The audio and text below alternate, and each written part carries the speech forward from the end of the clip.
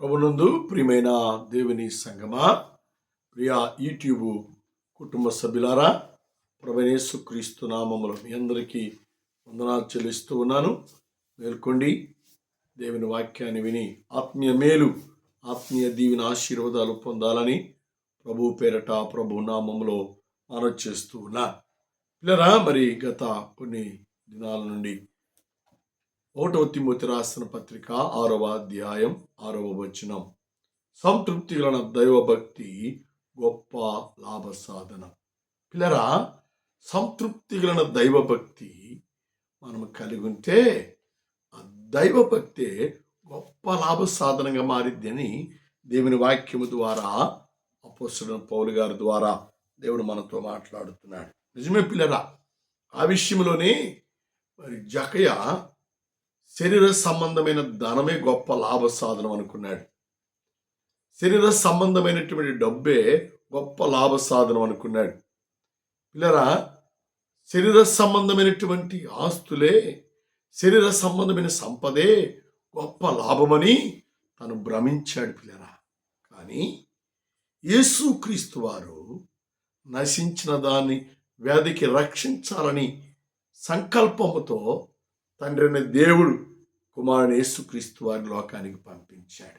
పిల్లరా, ఆయన వచ్చినటువంటి పని ఏంది అంటే నశించిన దాన్ని రక్షించాలి. రక్షణ అందరికి ఇవ్వాలనే కుమారుని యేసుక్రీస్తు వారిని దేవుడు లోకానికి పంపించాడు. కాబట్టి నశించిపోతున్నారు చాలామంది. పిల్లరా, దేని చేత నశించిపోతున్నారు అంటే శరీర సంబంధమైనటువంటి కార్యముల చేత నశించిపోతున్నారు.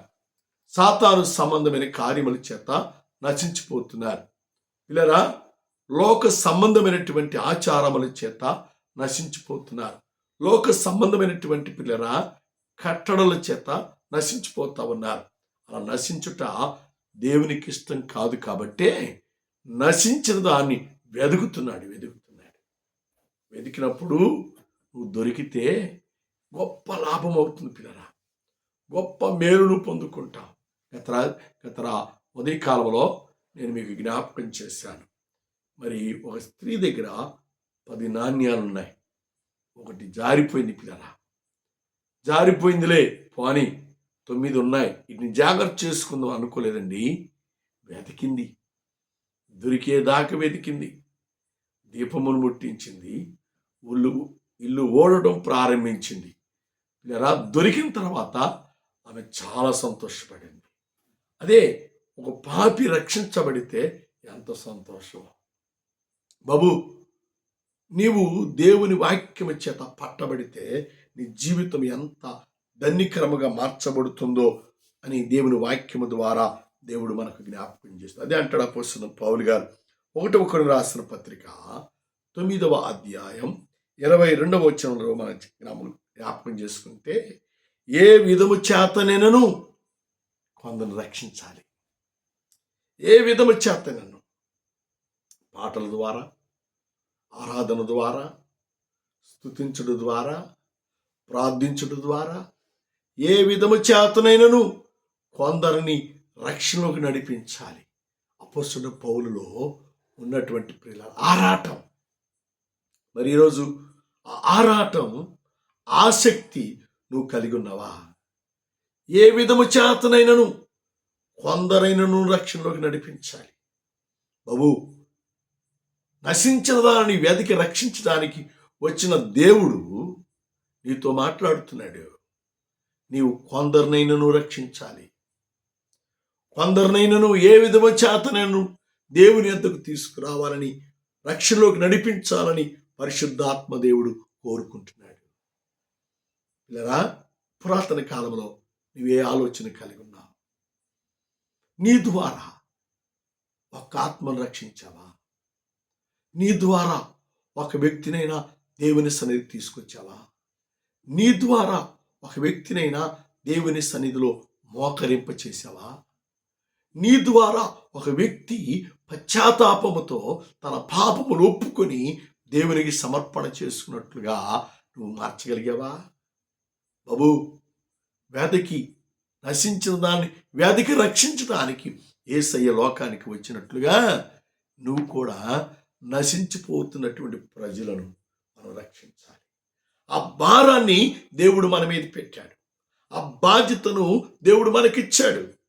మనము ఆ భారమును, ఆ బాధ్యతను నెరవేర్చువారముగా ఉండాలి అంటే కొందరినైనను ఏ విధము చేతనైనను దేవుని యొద్దకు మనం తీసుకురావాలి. మనం గమనం చేశాం నిన్న ఉదయకాల సమయంలో ఆ నాణ్యము దొరికినప్పుడు ఆ మొక్కతో సంతోషించలేదు, కానీ అందరిని పిలిచిందండి. ఇరుగు పొరుగు వారిని పిలిచిందండి. నేను సంతోషిస్తున్నాను, నాతో మీరును సంతోషించండి. అమ్మా బాబు, ఒక పాపి రక్షించబడితే నీ ఇంట్లో సంతోషం, ఆ ఇంట్లో సంతోషం. నీ ఇల్లు నా ఇల్లు కాదండి, పరలోకములు గొప్ప సంతోషం. బాబు, ఏ విధము చేతనైనా కొందరినైనను మనము దేవుని యొద్దకు నడిపించాలి అని దేవుని వాక్యము చేత దేవుడు మనకు జ్ఞాపకం చేస్తున్నాడు.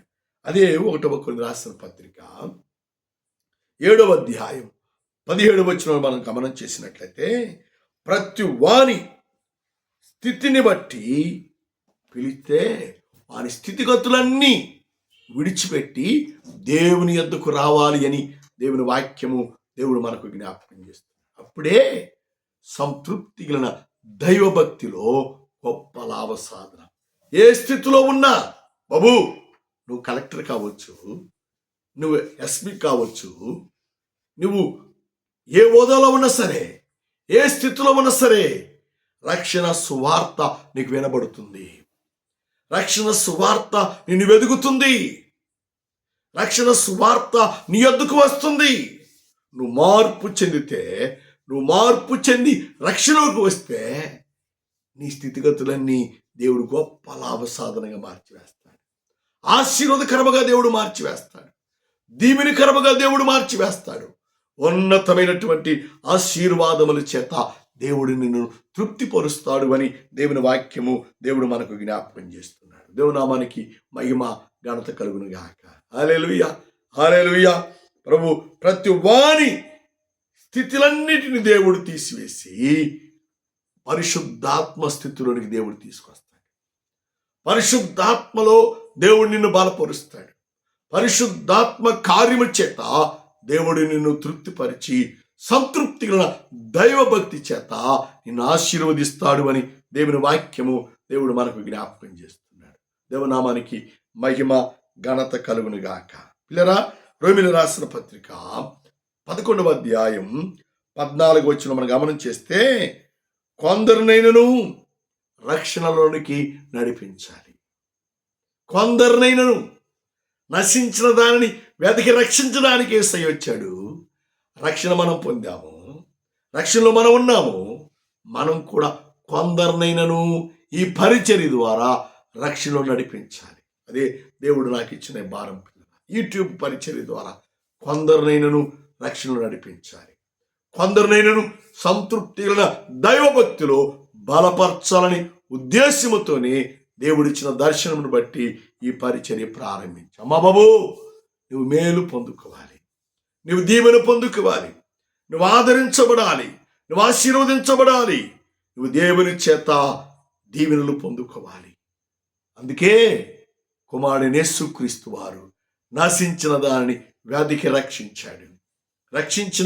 రక్షణలోకి వచ్చిన జక్కి అంటున్నాడు, బాబు అయ్యా, అక్రమముగా ఎవరి దగ్గర తీసుకున్నానో వారందరికీ ఇచ్చేస్తానయ్యా, నేను నిన్ను వెంబడిస్తాను.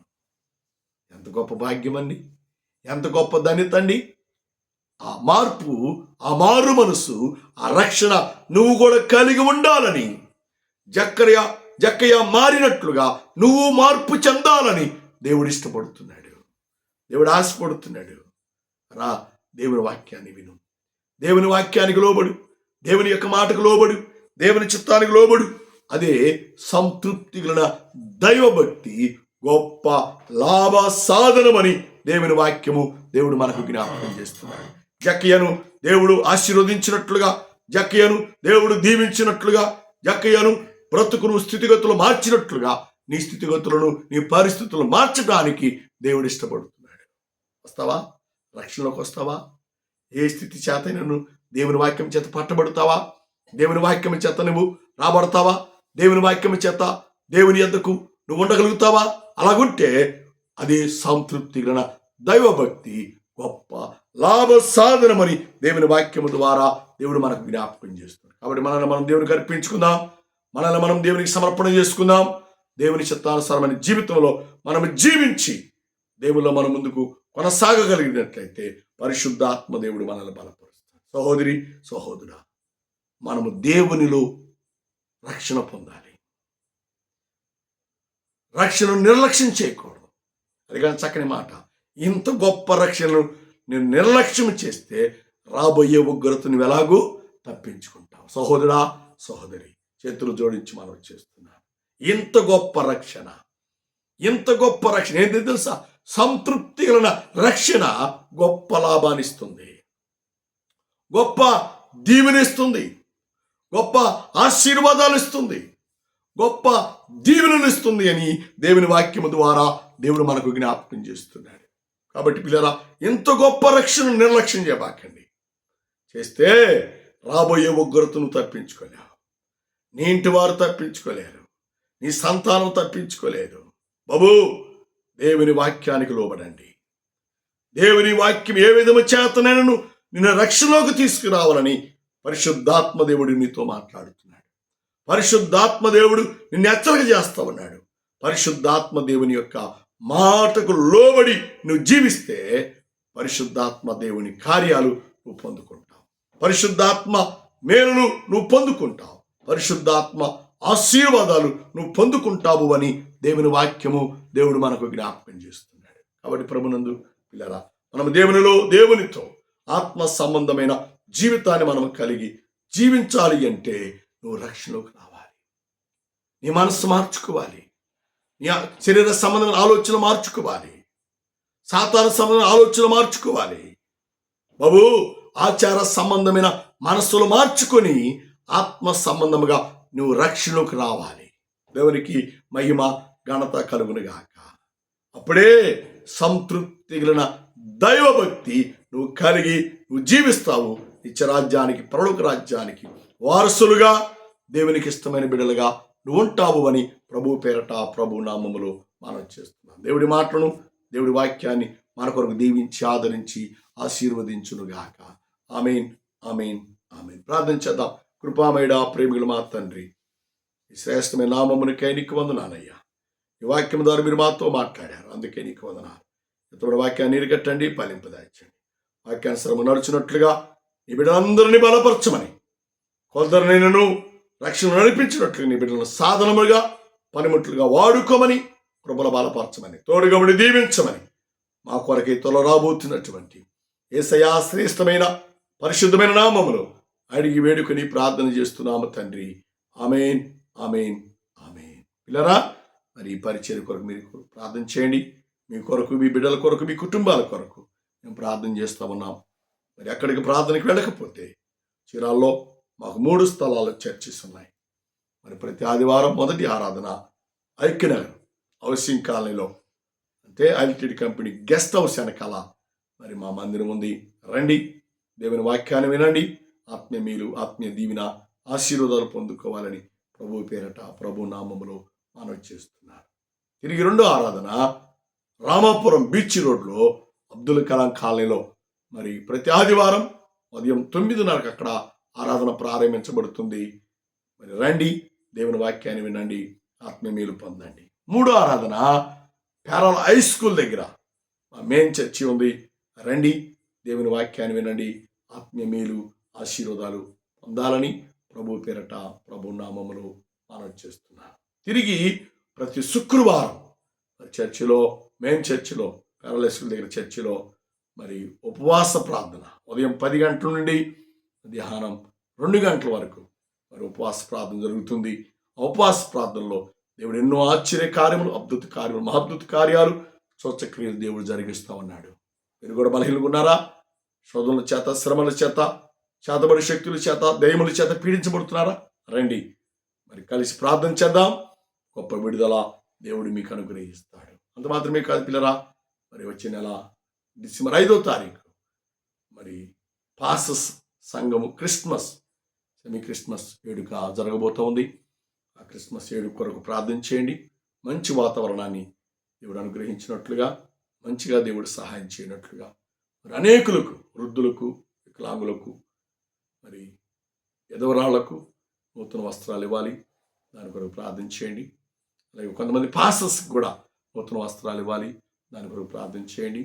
అంత మాత్రమే కాదు, మరి దేవుడు మంచి భోజనాలు ఏర్పాటు చేయడానికి దేవుడు సహాయం చేయనట్లుగా మీరు అందరూ ప్రార్థన చేయండి. మరి చీఫ్ గెస్టులు మన మధ్యకు వస్తున్నారు, ముఖ్య అతిథులు, వారి కొరకు, వారి ప్రయాణం కొరకు మీరందరూ కూడా ప్రార్థన చేయండి. మరి ఆ కూడికను దేవుడు ఆశీర్వాదకరంగా దేవుడు జరిగించి దేవుడు సహాయం చేయనట్లుగా మీ అందరి ప్రార్థనలో మీరందరూ కూడా జ్ఞాపకం చేసుకుని ప్రార్థన చేయాలని ప్రభు పేరట, ప్రభు నామములో మనవి చేస్తున్నాను.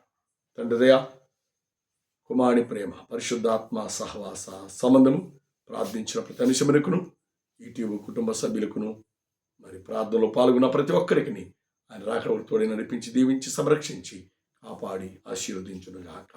ఆమేన్, ఆమేన్.